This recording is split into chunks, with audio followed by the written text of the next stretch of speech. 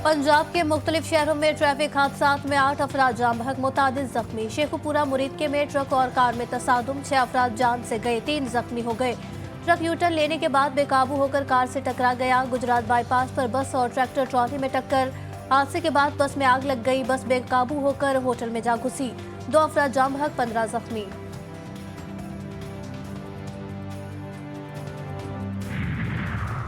इंतखाबात में मुबैना धांधली के खिलाफ आज पीटीआई का मुल्की एहतजाज। इस्लामाबाद इंतजामिया का एहतजाज की इजाजत देने से इनकार। पुलिस को शरपसंदों के खिलाफ कार्रवाई की हिदायत।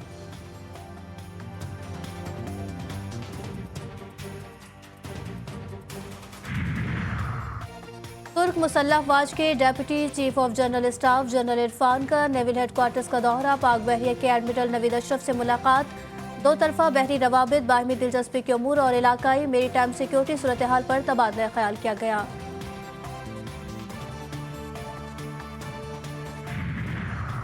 और HBL PSL 9 का मेला आज सजेगा। लाहौर में पहले मैच से कबल रंगारंग इफ्तिताही तकरीब होगी। इफ्तिताही मैच दिफाई चैंपियन लाहौर और इस्लामाबाद यूनाइटेड के दरमियान होगा। अंदरूनी तकसीम या मुआशी चैलेंजेस का पहाड़। पीपल्स पार्टी के बाद नून लीग भी वफाकी हुकूमत से पीछे हटने लगी। नवाज शरीफ की ज़ेर सदारत इजलास की अंदरूनी कहानी सामने आ गई। ज़राए का कहना है कि शुरा ने लीगी कायद को तजवीज़ दी है कि हमें वफाकी हुकूमत नहीं लेनी चाहिए। पंजाब में नून लीग और आज़ाद अरकान के साथ मिलकर आसानी से हुकूमत बना सकती है। ज़राए के मुताबिक नवाज शरीफ का कहना था कि वफाकी हुकूमत बनाने के लिए किसी इत्तेहादी जमात की गैर उसूली बात को नहीं मानना चाहिए।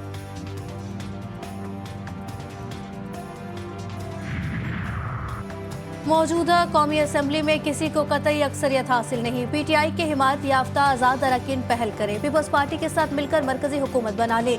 लीगी रहनुमा साद रफीक का मशवरा। कहते हैं हुकूमत की तश्कील मुस्लिम लीग नून की नहीं, पार्लियामान में मौजूद तमाम जमातों की मुश्तरका जिम्मेदारी है। मुस्लिम लीग नून को कांटों का ये ताज अपने सर पर सजाने का कोई शौक नहीं।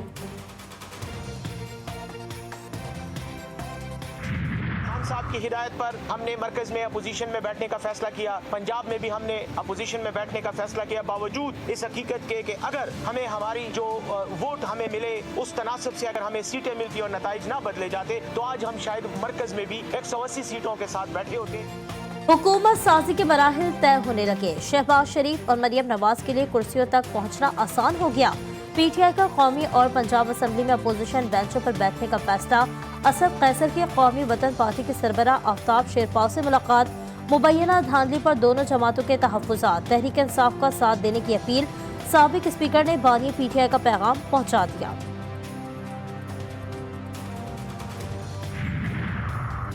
मुल्क में सियासी जोड़ तोड़ उरूज पर। तहरीक इंसाफ की मुलाकातों में तेजी। पीटीआई वफ्द के इस्लामाबाद में जमात इस्लामी के रहनुमाओं से मुलाकात। असद कैसर कहते हैं हमारा 1 पॉइंट एजेंडा है कि ढिठाई से धांधली की गई। अब फैसले बंद कमरों में नहीं, अवाम के सामने होंगे। लियाकत बलोच बोले 8 फरवरी के बाद पाकिस्तान एक भयानक सूरत हाल का शिकार है। हमने अपने मौक़िफ़ का इजहार कर दिया। हम इन नताइज को मुस्तरद करते हैं। पीटीआई रहनुमाओं की महमूद खान चकजई से मुलाकात भी तय।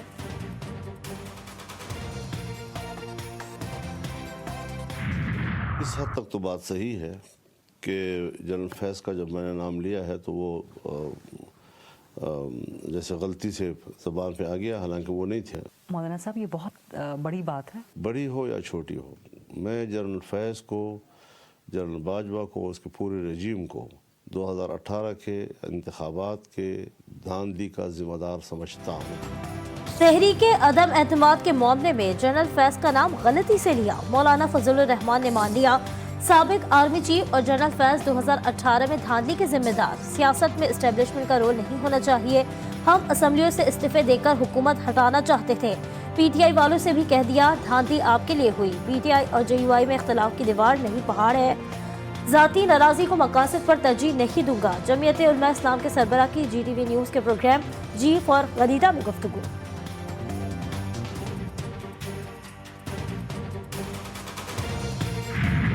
ये कह रहे हैं कि जनरल बाजवा ने कहा कि जालो तहरीक अदम एतमाद, तो मेरे सामने जो वाकया पेश आया मैं आपके सामने रखना चाहता हूँ। वो ये था कि उसमें तो वो कह रहे थे कि अदम एतमाद ना करो। तो मौलाना ने उस वक्त बड़ा फर्म स्टैंड दिया। उन्होंने कहा जनरल साहब आप हमें विड्रॉ करने के लिए कैसे कह सकते हैं? अगर तो ये जनरल साहब ने डलवाई थी तो फिर वो विड्रॉ कराने क्यों आए बैठे थे? मैं ये कह रहा हूँ ये मौलाना ने तौहीन की है बाकी जमातों की। मौलाना फजल रहमान पर सियासी जमातों की तौहीन का इल्जाम। साबिक आर्मी चीफ जनरल बाजवा तो तहरीके अदम एतमाद पेश न करने का कह रहे थे। JUI सरबराह ने मुखालफत की। लीगी रहनुमा मलिक अहमद खान की प्रेस कॉन्फ्रेंस। जाले फैसल करीम कुंजी के भी ताबड़तोड़ हमले। मौलाना चले हुए कारतूस करार। बोले अदम एतमाद का सबसे ज्यादा फायदा फजल रहमान को हुआ। उस अदम एतमाद का सबसे बड़ा फ़ायदा मौलाना फजल रहमान साहब को मिला। 4 वजारतें, डिप्टी स्पीकरशिप, फिर उनको गवर्नर खैबर पख्तूनख्वा मिला। तो मज़े लूटने के बाद आज उनको ख्याल आया कि उनके साथ बहुत बड़ी ज़्यादती हुई है। अब मौलाना साहब जो है इस वक्त चले हुए कारतूस बन चुके हैं। एक इलेक्शन हारने के बाद वो कहते हैं कि शायद हम असला उठा लें। आप रियासत के खिलाफ असला उठाने के लिए आए हुए हैं। मौलाना फजल रहमान ने इस हवाले से की है, मामला मुकम्मल तौर पे इससे मुख्तलिफ है, मुकम्मल तौर पे इससे मुख्तलिफ। उस वक्त के chief of the army staff general Bajwa साहब ने तमाम पाकिस्तान की कौमी क़यादत से ये दरख्वास्त की थी कि हम अदम एतमाद की तहरीक वापस लें। अदम एतमाद के हवाले से मौलाना का बयान और दावा बेबुनियाद करार। MKM कन्वीनर खालिद मकबूल सिद्दीकी कहते हैं मौलाना फजल रहमान जो बात कर रहे हैं मामला इससे मुख्तलिफ है। उन्होंने सवाल किया कि इलेक्शन के बाद ऐसी सूरत हाल में इस तरह के बयानात का क्या मतलब है। अगर जमहूरियत लिपट गई तो इसका जिम्मेदार कौन होगा।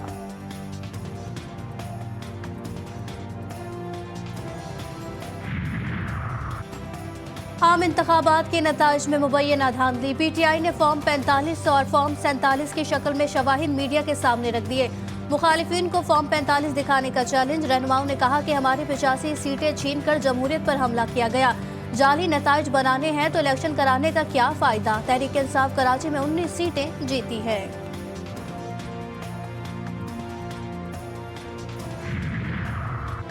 इंतखाबात में मुबैना धांधली के खिलाफ आज PTI का मुल्कगीर एहतजाज। दिन 2 बजे शहर शहर मुजाहरे होंगे।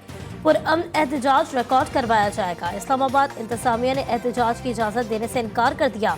पुलिस को किसी भी एहतजाजी सरगर्मी में शरीक अफराद के खिलाफ कार्रवाई की हिदायत।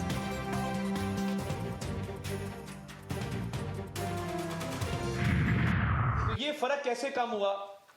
महज 5-10% इब्तदाई रिजल्ट्स बगैर फॉर्म 45 की तस्दीक के जो मीडिया पे चढ़ाए गए, सोशल मीडिया पे चढ़ाए गए, और कुछ ऐसे फॉर्म 45 थे जिनका वजूद नहीं था। में एक सेल बनाकर अरबों रुपए कमाए गए। डिजिटल दहशतगर्दी से रिजल्ट तब्दील करने की कोशिश की गई। मरियम औरंगजेब और अता तारड़ की प्रेस कॉन्फ्रेंस में मुखालिफिन पर इल्जामात की बारिश। मरियम औरंगजेब कहती हैं खैबर पख्तूनख्वा में कूड़ेदानों से नून लीग के फॉर्म 45 मिले। बयान दिए जा रहे हैं कि KP को ढाका बनाएंगे। ये फितना और साजिशी गिरोह है जो झूठा बयानिया TV पर चला रहा है।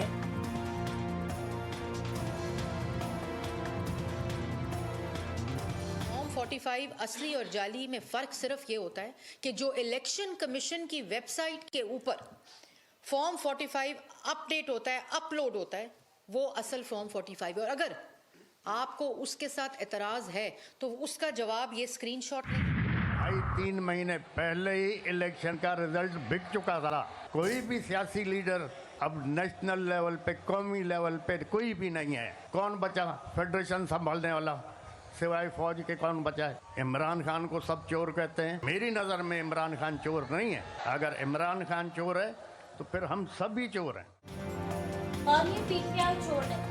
भारत ने अपना फैसला सुना दिया। इलेक्शन तो इलेक्शन से पहले ही बिक चुका था। तहरीक इंसाफ के इंट्रा पार्टी इलेक्शन की तरह नून लीग और हमने भी इलेक्शन कराए। PTI के मामले पर जमीन आसमान एक कर दिया गया। जाम शुरू में तारीखी जलसे से खिताब, खिचड़ी पकने, इमरजेंसी या मार्शल लॉ लगने का भी खदशा।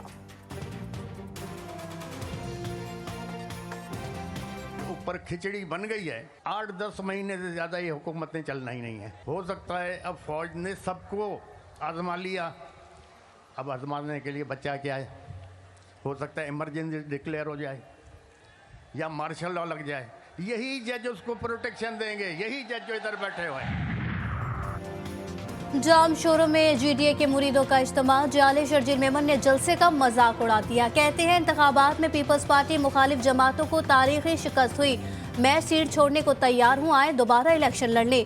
फजल रहमान की शिकायत है मैंडेट पर डाका डाला गया और मिल भी PTI से रहे हैं जिसने उन्हें शिकस्त दी है।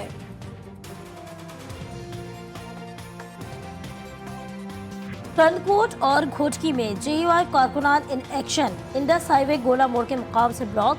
सिंध पंजाब बॉर्डर को कमर शहीद के मुकाम पर बंद कर दिया गया। कोयटा में डीआरओ ऑफिस के बाहर 4 जमाती इत्तेहाद का धरना। नसीराबाद में जमहूरी वतन पार्टी का एहतजाज। सिंध बलूचिस्तान को मिलाने वाली कौमी शाहरा ब्लॉक खलात खुजदार सिब्बी के इलेक्शन कमीशन ऑफिस भी एहतजाज का मरकज। कराची में 7 साला बच्चे का कातिल कजन निकला। मुलजिम का एतराफ जुर्म, कहा बावर्ची खाने की छुरी से आबान को कत्ल किया। वो मामू से मेरी शिकायत लगाता था, कत्ल करके छुरी धोकर रख दी थी।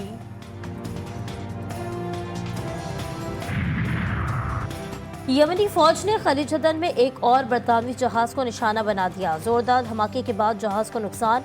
अमेरिका और बरतानिया के एक बार फिर यमन के इलाके अल हुदैदा पर फजाई हमले। ताइफ समेत मुख्तलिफ मकामात पर बमों की बरसात। यमनी फौज के अस्करी अहदाफ को निशाना बनाने का दावा। अमेरिका ने यमनी फौज को एक बार फिर दहशतगर्द ग्रुपों की फहरिस्त में शामिल कर लिया। नई पाबंदियां आयद।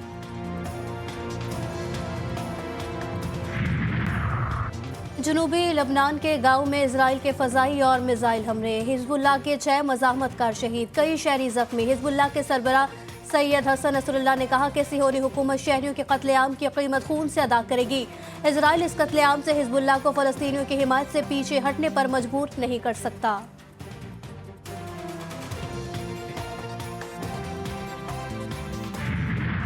इसराइल की गजा में निहत्ते फलस्तीनियों पर हमले 123वें रोज भी जारी। अल नसीरात कैंप पर बमबारी से 4 बच्चों समेत 10 फलस्तीनी शहीद, दर्जनों जख्मी। गजा सिटी, जबालिया, रफा में भी वहशियाना हमले। 24 घंटों में मजीद 112 फलस्तीनी शहीद, दर्जनों जख्मी। खान यूनिस के अल नसर अस्पताल में मरीजों को जबरदस्ती अस्पताल से बाहर निकाल दिया गया। गजा और रफा में पेशरफ से इंसानी सूरत हाल मजीद खराब होगी। इसराइल 26 जनवरी के हुक्म पर अमल दरामद करे। आलमी अदालत इंसाफ का इसराइल के खिलाफ इजाफी आर्जी इक़दाम का हुक्म देने से इनकार। रफा में इसराइली कार्रवाई पर किसी नए हुक्म की जरूरत नहीं है।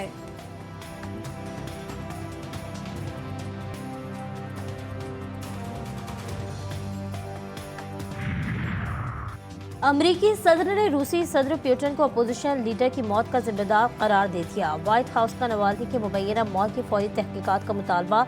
जो बाइडेन कहते हैं अमरीका को रूस के न्यूक्लियर हथियारों से कोई खतरा नहीं।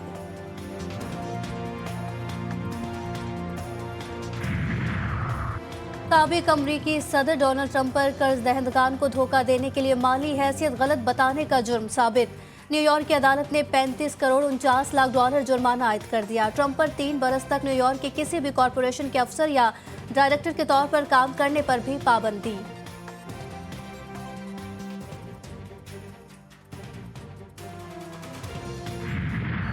स्कर्दू की हसीनो जमील वादी के मकीन बुनियादी सहूलियात से महरूम। आज के दौरे जदीद में भी पत्थर के ज़माने की जिंदगी गुजार रहे हैं।